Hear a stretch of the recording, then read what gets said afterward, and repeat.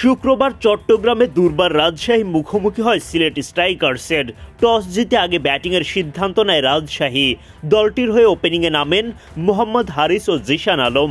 Bat হাতে ভালো শুরুর আভাস দেন তারা, তবে কেউই বেশি দূর এগিয়ে যেতে পারেননি। ইনিংসের চতুর্থ ওভারে নাহিদুল ইসলাম প্রথম আঘাত হানেন রাজশাহী শিবিরে। রিস টপলির সহজ একটা ক্যাচে বিদায় ঘটে হারিসের। 14 বল থেকে 2 ছক্কায় 19 রান করে মাঠ ছাড়েন এই ব্যাটার। হারিসের পর রাজশাহীর আরেক ওপেনার জিশানের উইকেটটাও তুলে নেন নাহিদুল। ছক্কা হাঁকাতে গিয়ে একেবারে বাউন্ডারি লাইনের কাছে ধরা পড়েন জিশান।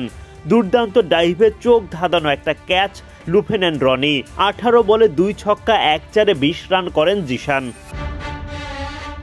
অধিনায়ক এনামুল হক বিজয় দারুণ শুরু করেন, তবে তিনিও প্রত্যাশা অনুযায়ী ইনিংসটা বড় করতে পারেননি। রুয়েল মিয়ার বলে জর্জ মানজির হাতে ধরা পড়েন বিজয়।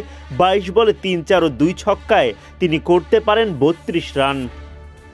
3 উইকেট হারানোর পর ইয়াসির রাব্বি ও রায়ান বার্ল গড়ে তোলেন জুটি। নিহাদুজ্জামানের বলে ছক্কা হাঁকান ইয়াসির রাব্বি। পরের বলে ফের ছক্কা হাঁকাতে গিয়ে ধরা পড়েন বাউন্ডারি লাইনে। 10 বলে 2 চার ও 1 ছক্কায় করেন 19 রান। রাব্বি বিদায় নিলেও ব্যাট হাতে তাণ্ডব চালাতে থাকেন বার্ল। সিলেটের অধিনায়ক আরিফুলের বলে হ্যাট্রিক ছক্কা আসে বার্লের ব্যাটে।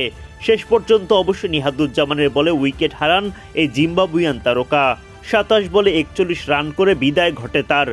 এরপর রাজশাহীর ফিনিশারদের সুবাদে চ্যালেঞ্জিং টোটাল পায় দলটি।